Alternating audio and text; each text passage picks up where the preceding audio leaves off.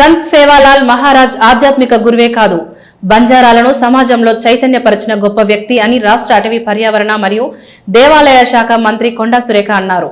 వరంగల్ నగరంలోని కాశీబుగ్గలో సంత్ సేవాలాల్ 287వ జయంతి ఉత్సవాలు పురస్కరించుకొని స్థానిక నాయకులు మోతీలాల్ ఆధ్వర్యంలో ఏర్పాటు చేసిన కార్యక్రమంలో మంత్రి సురేఖ పాల్గొన్నారు.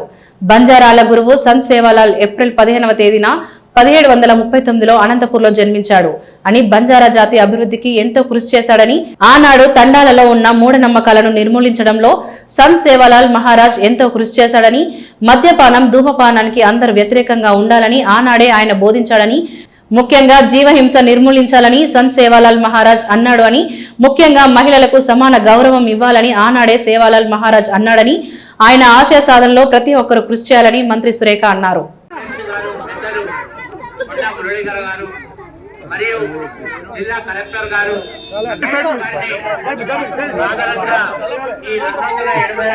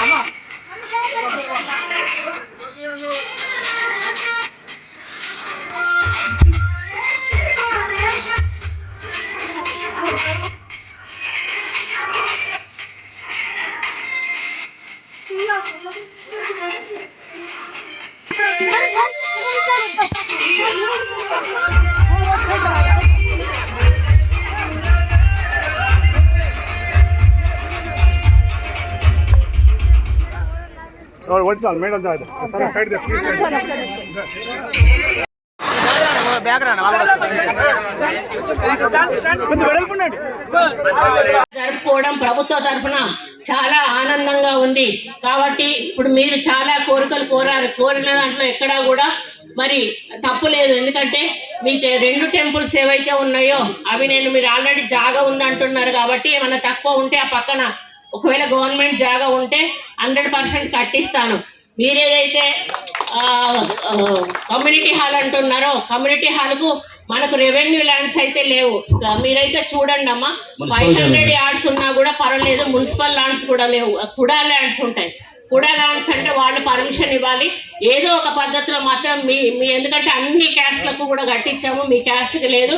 కాబట్టి 100% కట్టించాల్సిన బాధ్యత మనకుంది. కాబట్టి మీరు ఎక్కడెక్కడ ల్యాండ్స్ ఉన్నాయో ఫీజిబిలిటీ ఉన్న ల్యాండ్స్ చూసినట్టయితే కలెక్టర్ గారితో డిస్కస్ చేసి మేయర్ గారితో చెప్పి మనకు కావాల్సిన అమౌంట్ పెట్టించి వాళ్ళకు ఒక చిన్న పైన ఒక హాల్ కింద ఒక హాల్ వేస్తే చిన్న ఫంక్షన్ హాల్ లాగా వాళ్ళు చేసుకునేటువంటి అవకాశం ఉంటుంది.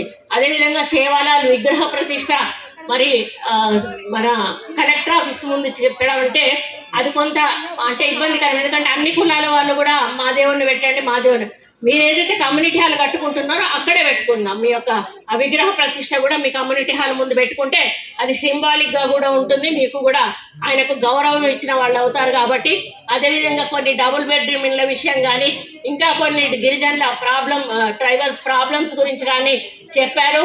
మీరు రాతపూర్వకంగా తీసుకురండి.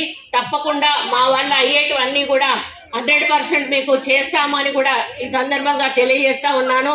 మరి అదేవిధంగా మరి ఇక్కడ ఒక విగ్రహం పోయింది అక్కడ ఎటు ఖమ్మం రోడ్కి, మళ్ళీ దొరికింది, కేసు పెట్టలేదు అంటే అది సార్ జ్యూరిస్డిక్షన్లోకి రాదు. సార్తో చెప్పాను, అక్కడ సిఐ గారితో మాట్లాడి మరి అది ఆయనే తెచ్చి తీసుకెళ్ళాడు, ఆయన తెచ్చి పెట్టాడు అంటే ఆయన ప్రూఫ్ ఉన్నప్పుడు ఆయన తెచ్చిపెట్టినా కూడా మరి దొంగతనం చేసిన దాని కింద 100% కేసు బుక్ చేయాల్సిందే. కాబట్టి కొంచెం మాట్లాడి మీరు ఆ కార్యక్రమం చేపట్టాలని కూడా ఏఎస్పీ గారికి విజ్ఞప్తి చేస్తూ ఉన్నాను. కాబట్టి మరి మనమందరం కూడా ఇప్పుడు కులాలకు అతీతంగా మతాలకు అతీతంగా అందరం పండుగలు జరుపుకుంటా ఉన్నాం. రంజాన్ వచ్చినా సరే మరి శివరాత్రి అట్లాంటివి వచ్చినా సరే మరి ఈరోజు సమాజానికి ఆరాధ్య దైవం గొప్ప ఆధ్యాత్మిక గురువు ఎవరంటే మరి సేవాలాల్ మహారాజ్ అని చెప్పి మరి చెప్పుకోవడం మనకు మరి గర్వకారణం. ఎందుకు అనంటే మరి ఆయన జననం అనేది 1739 సంవత్సరంలో ఫిబ్రవరి 15న ఆంధ్రప్రదేశ్లోని అనంతపురం జిల్లా గుత్తి మండలం రామ్జీ నాయక్ తండా గొల్లరెడ్డి దొడ్డిలో ఆయన జన్మించడం జరిగింది. ఇప్పుడే పెద్దలు చెప్పినట్టుగా తండ్రి భీమానాయక్, తల్లి ధర్మిణిబాయి. మరి దైవత్వం అనేది ఆయనను జగదాంబ మాత అంశగా బంజారాలు భావిస్తారు. అంటే మర్మ అంటారు మాత అంటే. ఆయన తన జీవితాంతం కూడా బ్రహ్మచారిగా ఉండి సమాజానికి సేవ చేసి మరి తన జీవితాన్ని సమాజ సేవకు అంకితం చేసినటువంటి మహనీయుడు మరి సేవాలాల్ గారు. మరి ఆయన చేసిన సామాజిక సేవలు, సంస్కరణలు చెప్పుకోవాలంటే చాలా ఉన్నాయి. మరి సేవాలాల్ మహారాజు కేవలం ఆధ్యాత్మ గురువే కాదు, మరి బంజారా జాతిని చైతన్యపరిచినటువంటి గొప్ప సంస్కర్త. ముఖ్యంగా మూఢనమ్మకాల నిర్మూలన చేయడం జరిగింది. మరి ఆ కాలంలో తండాలలో ఉన్న జంతుబళ్ళు, మూఢనమ్మకాలను ఆయన తీవ్రంగా వ్యతిరేకించారు. జీవహింస మహాపాపమని బోధించడం జరిగింది. మరి వ్యసనాలకు దూరంగా ఉండాలని, మద్యపానం, ధూమపానం వంటి అలవాట్లు మనిషిని మరియు కుటుంబాన్ని నాశనం చేస్తాయని, వాటికి దూరంగా ఉండాలని సేవాలాల్ గారు సూచించడం జరిగింది. 100 ఏళ్ల క్రితమే మహిళలకు సమాన గౌరవం ఇవ్వాలని, వారిని గౌరవించాలని ప్రబోధించినటువంటి మహనీయుడు సేవాలాల్ గారు.